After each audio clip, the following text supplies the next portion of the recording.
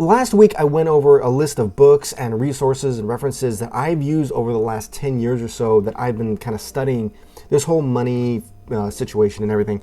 And what I wanted to do this week was kind of show you, if you were to take all the knowledge and stuff that I've learned from those and kind of consolidate it, I've noticed that they all fall in to really four main principles when it comes to money. And these are the same principles that I use when I make all my other videos, whether they're on here or on TikTok or everything else. And they're the same principles that I use when I evaluate any kind of financial decisions that my family is ever going to even make. First principle is all on optimization, and I've gone over these formulas before on this channel, but I wanted to reiterate them and put them into better context. So net worth is assets minus liabilities, or what you own minus what you owe. Cash flow is income minus expenses, or what you bring in your paycheck versus what you pay out in your bills. And protection is basically what you use when there's some kind of a financial crisis. So these three ideas of raising net worth and raising cash flow and ideally raising protection all come from the book The Goal, which was about a manufacturing plant that in order to reach the goal and make money, you need to raise throughput, you need to decrease operational expenses, and decrease inventory. So again, it's three ideas, but only this time all of them have to go up. In order for net worth to go up, which is the idea, assets have to go up, and liabilities either have to go down or ideally, they end up going to zero. And liabilities are your debts.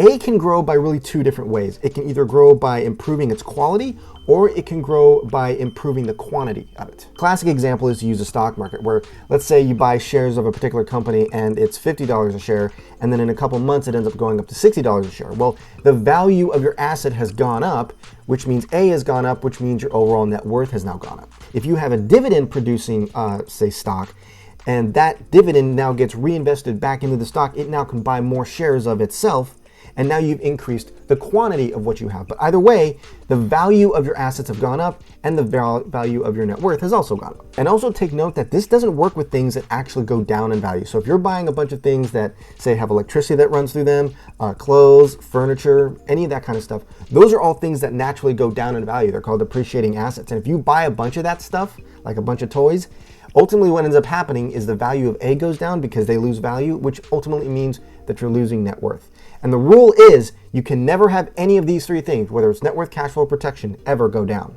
In order for cash flow to go up, you have to raise your income and then ideally reduce your expenses. So if you have your budget sitting here in the middle, you'll have your income coming in on one side and then your expenses exiting on the other. And you'll notice that the income arrow is larger than the expense arrow, and that's the way it should be. In fact, this little principle right here, you'll see you stated in a lot of different ways. Things like live within your means, always make sure that your expenses never exceed your income, avoid lifestyle creep.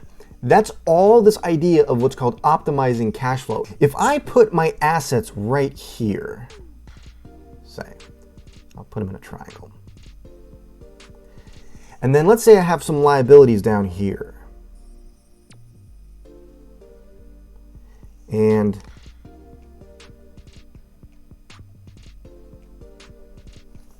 make it like a ball and chain, because that's kind of what your debt is really like. And then we come up here. So I have my net worth, which is my assets minus liabilities top to bottom. And then I have cash flow, which is income minus expenses going from left to right. The way that you can increase cash flow is, like I said, you can raise income. Now you can raise income in two different ways. Again, this is from Millionaire Fastlane. I can stretch this arrow, right? Effectively making it longer and increasing my income.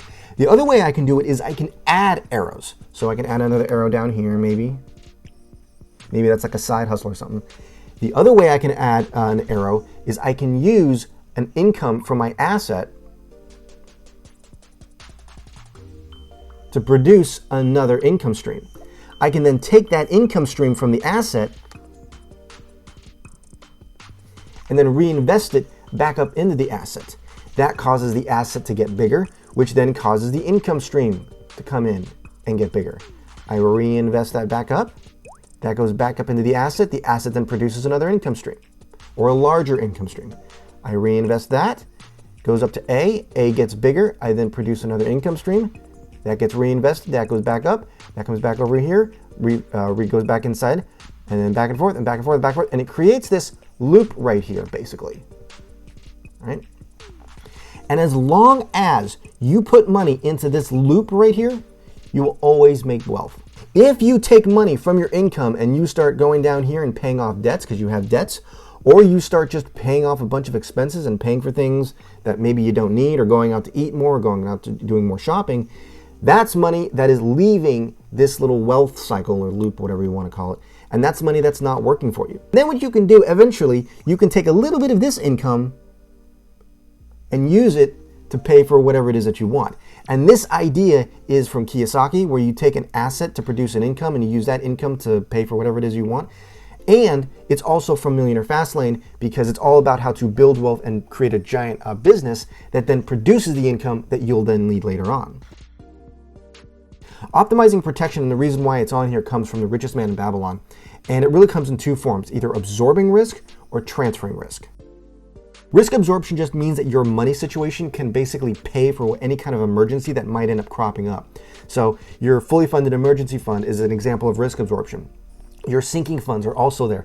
If you have a car and let's say the tire blows out, or the brake line ends up getting a leak or something like that, and it costs $700 to fix it, well, you'll probably have a car sinking fund to manage that. If not, you will have an emergency fund that can absorb that risk and pay it out, so that this way you can continue with your budget. You don't have to worry about borrowing any money to fix the problem, and the problem is solved right away, as opposed to you having to use credit or debt or anything where that can actually end up piling up a bunch of interest and end up costing way more money than it should. Risk transfer, on the other hand, is what your insurance policy is designed to take care of. It takes care of the large, major expenses that could most likely end up hurting your net worth.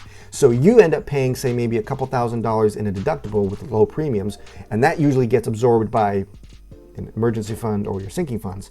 And then your insurance policy takes care of the $80,000, $90,000, $100,000 medical bill that would otherwise tank you. The second biggest principle that I've learned is to pay yourself first.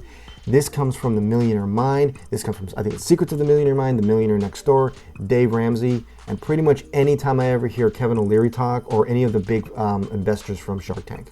The original way that I first interpreted this, and I still interpret it to this day, is to take a little bit off the top whenever you get paid and put that towards your retirement. So like that diagram that I had before, you take a little bit of money right off the top and you put it towards your assets, and then maybe say you cover it with a 401k, an IRA, or something like that. But as I've been studying this, I begin to realize there's actually something else going on that's a lot deeper than just taking money and putting it towards an asset. This principle is actually a special case scenario of this right here, of B. Optimizing cash flow. So one example of this would be, like, let's say you wanted to add an extra $12,000 into your assets, and you wanted to do that within a year. Okay. Well, that would mean you need to take $1,000 per month off the top of whatever you bring in, and you put that towards your goals. So you take the cash flow equation, and then you end up solving for E. And for this example, let's say that you're bringing in an income of $3,000. So this means that your living expenses per month would have to be $2,000, because you're taking $1,000 right off the top. Pay yourself first. Number 3 is to never touch the principal and only spend the interest. I originally heard this from my dad when he was telling my mom how to handle the money that she had inherited from her mother's estate, and how so that she could live off of what was given to her through that transfer without ever having to spend any of the money that was actually already there. And I didn't really understand it then, but then I guess about maybe 15 or so years later, I heard Kevin O'Leary say it. I was very young. My mother said to me when I was 7 years old, they didn't know what she was talking about, but I certainly learned, never spend the principal, only the interest.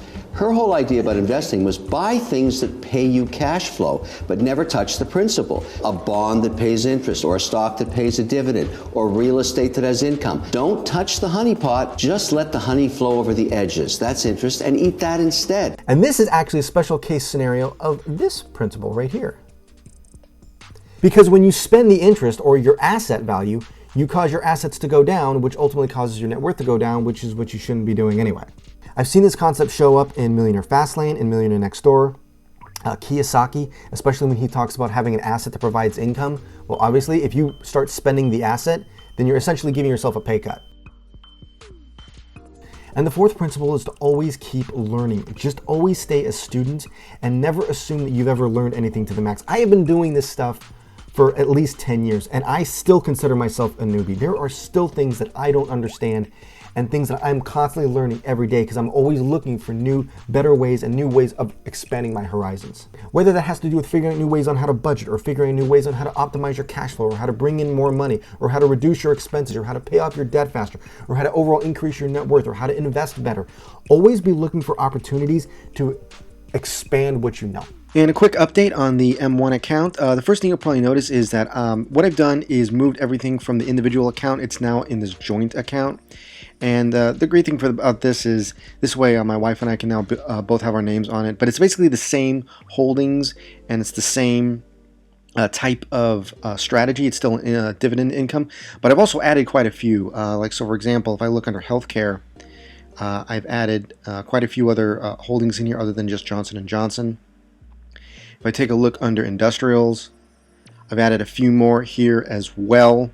So just kind of adding overall to the portfolio to kind of even out all of these different pie slices.